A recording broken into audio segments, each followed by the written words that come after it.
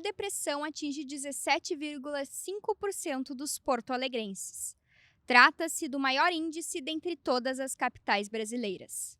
Contextos adversos como pobreza, violência, discriminação de gênero ou raça são fatores que agravam os riscos de diagnósticos da doença. A depressão é considerada um dos transtornos mais comuns e incapacitantes do mundo, mas o estigma associado à doença e o baixo investimento na área da saúde mental são fatores que agravam o acesso ao tratamento. Na matéria de hoje, trataremos do tema.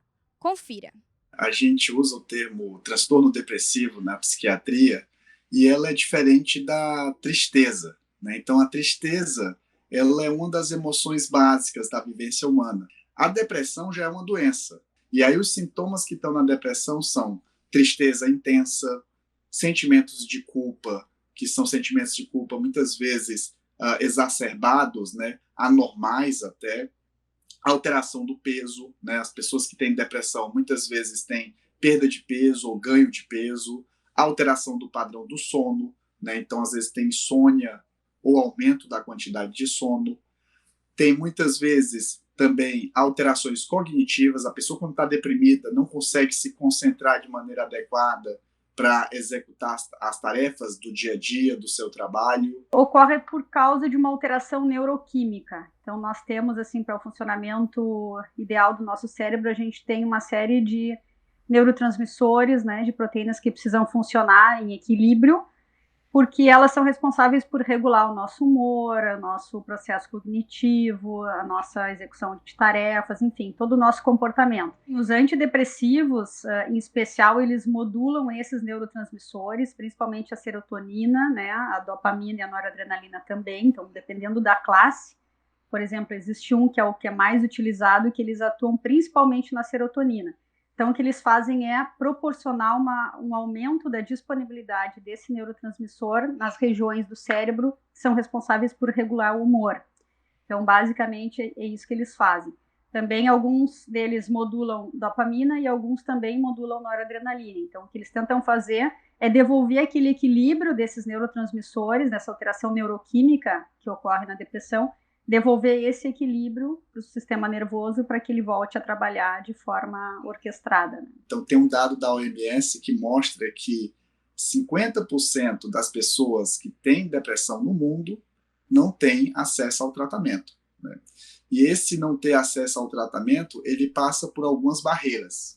A primeira barreira é falta de profissionais. A segunda barreira é estigma da doença. Então, às vezes, a pessoa que tem depressão, né, de uma certa forma, se sente ou estigmatizada ou tem um certo preconceito e aí não busca tratamento, né?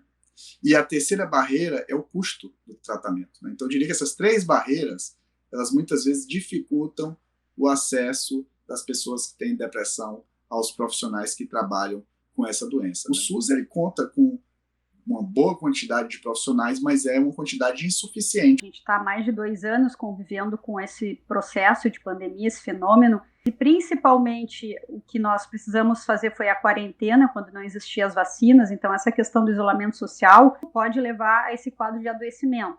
Em algumas pessoas pode ser um aumento de sintomatologia de ansiedade ou de depressão, e em outros casos pode ser a depressão propriamente dita, ou transtorno de ansiedade generalizada, ou transtorno de estresse pós-traumático. O distanciamento social ele foi muito necessário, a gente precisou fazer e foi uma ferramenta, né, não farmacológica para lidar com a pandemia ali no início, mas ele também tem as suas consequências porque nós somos seres sociáveis, então essa interação, esse convívio, ele é um fator de proteção contra as doenças mentais. Então, na falta dele, o distanciamento social, a solidão, na falta dele, isso pode ter sido um fator desencadeante importante aí desse aumento que tem sido visto.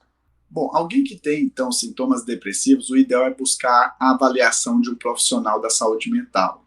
Existem algumas intervenções e dicas, digamos assim, que a gente pode dar que ajuda no manejo dos sintomas depressivos, né? Então, que dicas são essas, né? A atividade física não só melhora a saúde física, mas melhora a saúde mental também. É mais do que comprovado que ela melhora os sintomas de ansiedade e também os sintomas depressivos. Ter uma noite de sono adequada, né? Então, cuidar bem da higiene do sono.